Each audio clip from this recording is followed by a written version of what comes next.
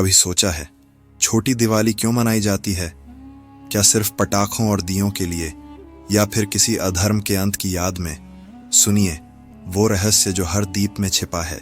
कभी कभी जीवन में ऐसा लगता है जैसे चारों ओर बस अंधकार ही अंधकार है। मन भारी हो, विचारों में अशांति हो और दिशा न दिखाई दे। ऐसे समय में हम दीप जलाते हैं, सिर्फ घर में नहीं बल्कि अपने भीतर। दीपावली का हर दिन हमें यही सिखाता है कि प्रकाश केवल बाहर नहीं, भीतर भी जगाना पड़ता है। पर क्या आप जानते हैं, दिवाली से एक दिन पहले यानी कार्तिक कृष्ण चतुर्दशी को जो छोटी दिवाली या नरक चतुर्दशी मनाई जाती है, वह सिर्फ त्योहार नहीं बल्कि एक गहरा संदेश है जो बताता है कि अंधकार चाहे कितना भी गहरा क्यों ना हो, प्रकाश की एक किरण सब कुछ बदल देती है। यह वही दिन है जब भगवान श्री कृष्ण ने अधर्म और अत्याचार के प्रतीक नरकासुर का अंत किया था। यही वह क्षण था जब धरती ने राहत की सांस ली और स्वर्ग से अमृत की बूंदें बरसीं।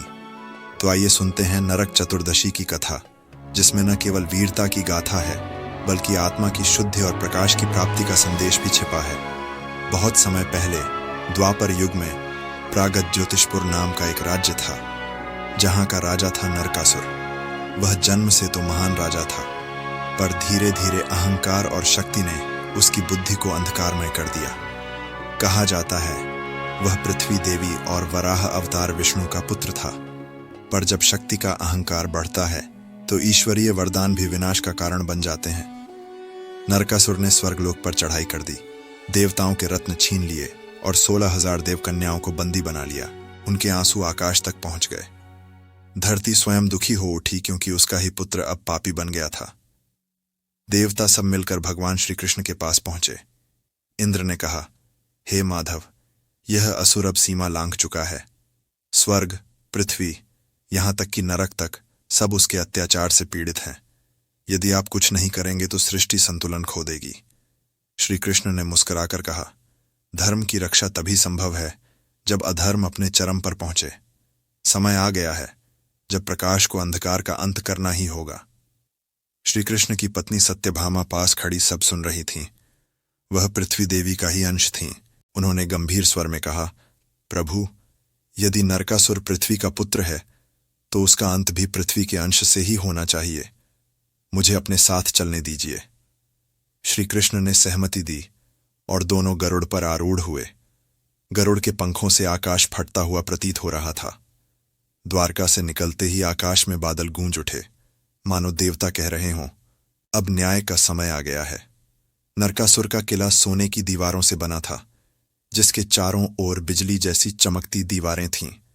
वह हजारों राक्षसों से घिरा था। श्री कृष्ण ने शंखनाद किया, धरती कांप उठी, सागर की लहरें गरजने लगीं। नरकासुर हंसते हुए बाहर आया और बोला, तू कौन है जो मेरे राज्य में आया है? क्या तुझे अपने प्राणों का मोह नहीं? श्री कृष्ण शांत स्वर में बोले, मैं वही हूं जो धर्म की पुकार पर हर युग में आता है। आज तेरे अंत का समय आ गया है। युद्ध आरंभ हुआ। तीर और गदा की टकराहट से आकाश अग्नि सा लाल हो उठा। नरकासुर ने माया रचकर असंख्य भ्रम खड़े कर दिए, पर श्री कृष्ण ने सुदर्शन चक्र उठाया। क्षण भर में अंधकार चीर गया। तभी सत्यभामा ने अपने धनुष से अंतिम बाण चलाया। वह नरकासुर के हृदय में जा ढंसा। मरते समय नरकासुर बोला, हे प्रभु, मेरी मृत्यु से यदि किसी का कल्याण हो सके तो मेरी आत्मा को शांति मिलेगी। कृपया इस दिन को लोग स्मरण करें। श्री कृष्ण ने कहा, तेरी मृत्यु अधर्म का अंत है।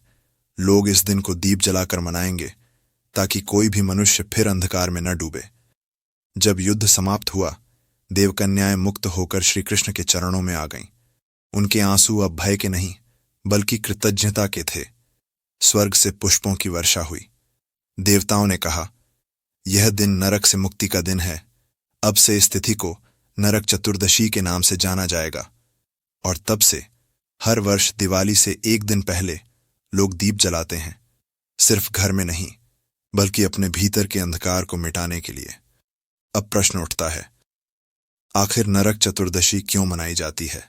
कहते हैं, यह दिन केवल कृष्ण की विजय का प्रतीक नहीं बल्कि आत्मिक शुद्धि का दिन है।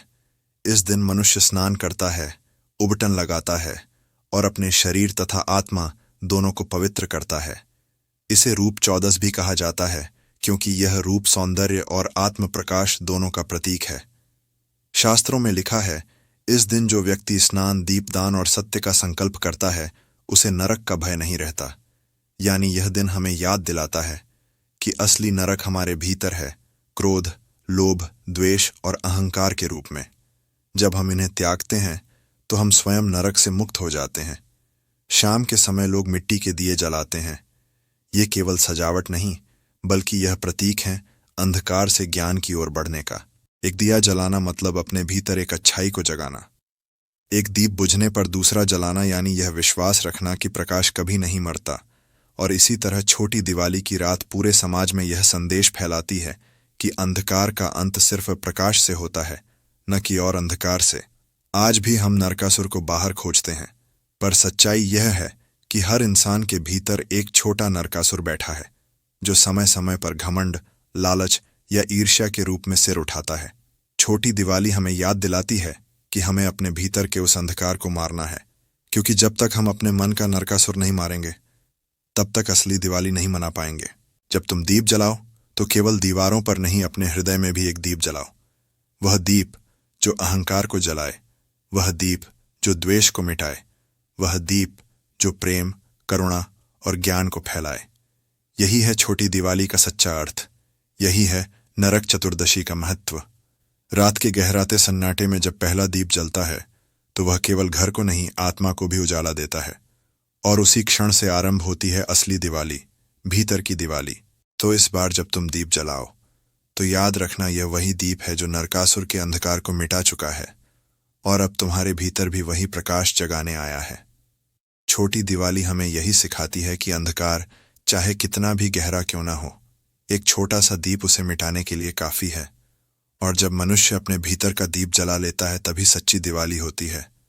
जीवन की इस यात्रा में जब भी अंधेरा लगे, याद रखना प्रकाश कहीं बाहर नहीं, वह तुम्हारे भीतर ही जलने का इंतजार कर रहा है। जलाओ उस दीप को, क्योंकि वहीं से शुरू होती है तुम्हारी अपनी दिवाली।